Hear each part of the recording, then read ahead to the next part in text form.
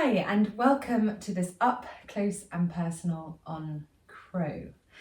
So crow is one of those poses that people tend to shy away from if they don't feel confident yet in their yoga practice, but I am all for trying something that you haven't tried before, and also empowering and encouraging, because nothing is out of someone's grasp. It may be a bit of fear in the way, it may be thinking that you're not strong enough, but both of those things can disappear. So we're going to give it a go. Okay, so if you bring your hands shoulder width apart, so similar to being in tabletop, really spread the fingers wide and ground down. So press your palms down into the mat so you get that real root to rise. It's another up close and personal root to rise if you want to learn more about that, as I speak about it so much, bit of a broken record. But by really pressing down and rooting down, you take advantage of an energetic lift, so you can really feel that coming up through the arm and extending away from the wrist. The wrist isn't getting all the weight and the pressure, which could get pretty painful. So it's your upper arms that are taking the weight. And then in a bunny hop, whichever way you want to do, almost a bit like coming into a squat. And all you're going to do is you're just going to rock forward a bit. So if I was facing forward, I've got my hands down, shoulder width apart, and all I'm doing is I'm starting to rock forward, just getting used to the sensation.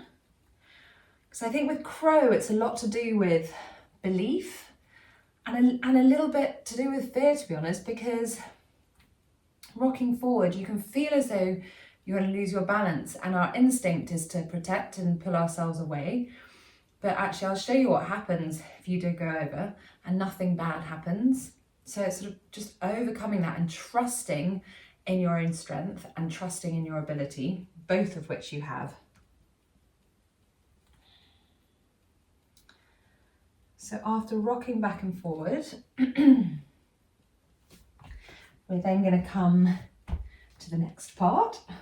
So here, this is where you get your bum in the air. And you want to get your knees onto the top of your arms. So the top of your arms are becoming a bit of a ledge. Now, if you're not used to doing this, it can feel a bit uncomfortable. So just do a little. You don't need to do a lot. If you just try this for a couple of minutes and then come back to it tomorrow, amazing. So you're going to just rock, so the same motion, but just a little bit higher this time. So you can see that my knees are starting to almost just think about resting on the top of the arms. So this in itself is a workout. This is tiring. You'll be able to see this, feel this in your thighs, certainly in your upper arms, also in your core. So engaging the core is also going to be what's supporting you here. And then you can just come up and take a little break. Just relax the head, relax the shoulders. And then you've got to find your foundation once more. And then you can start being a bit playful. So it may be that you want to just do one leg to begin with. So just resting the right leg and lifting the left up, then resting the left, lifting the right up. And then doing that again.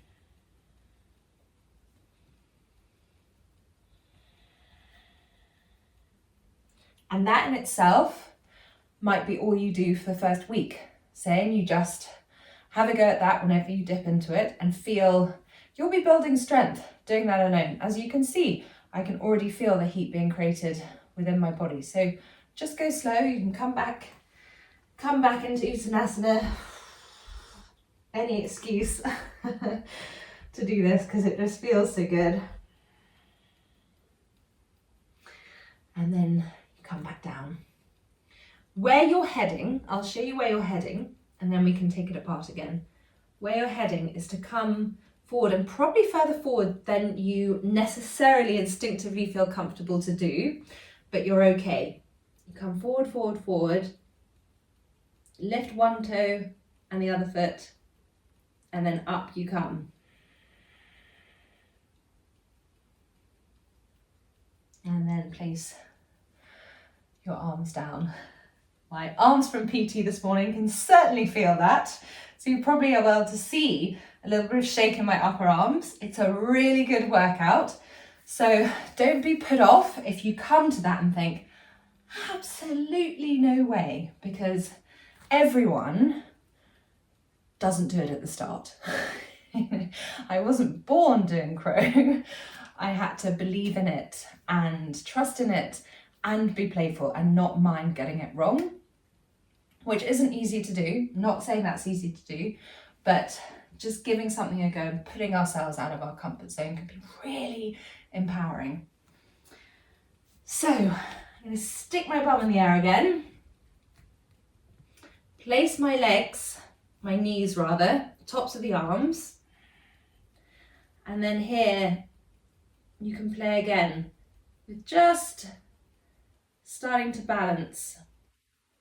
So bringing one foot up and then the other, and then doing that on the other side.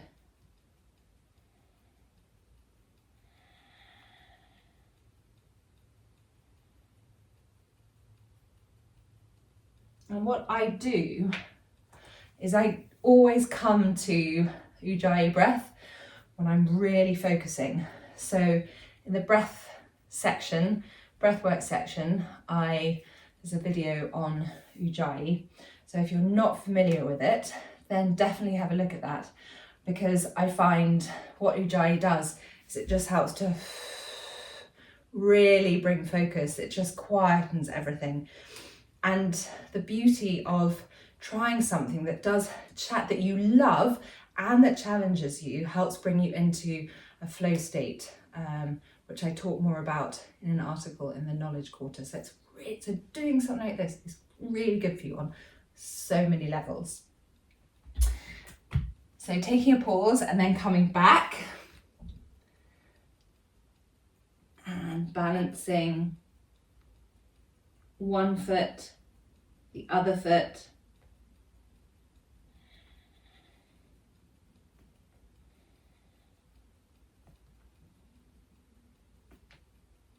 and then just seeing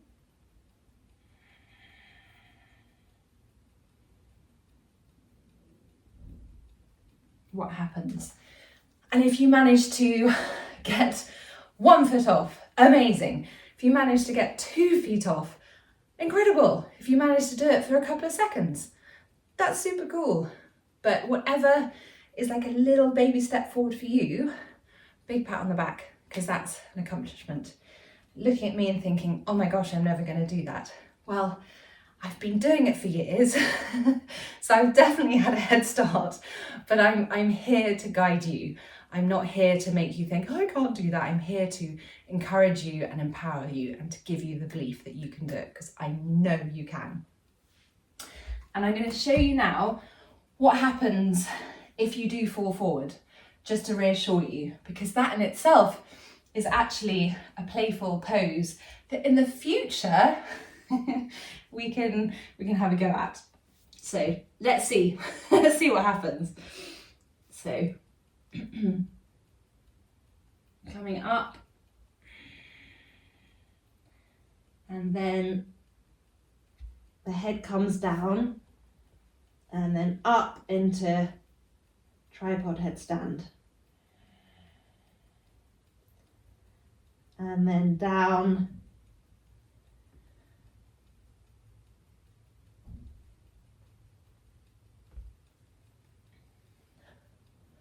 and back up.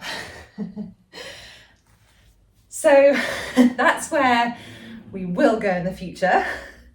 That's what happens. So if you do fall, it's completely okay. What's a great thing to do is to pop a cushion in front of you, so that it doesn't feel, oh, gonna fall onto your head.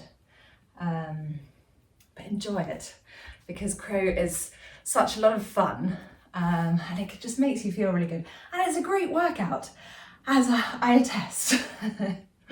If you have any questions, always know where to find me. I welcome them. And I will see you soon. Thank you for joining me.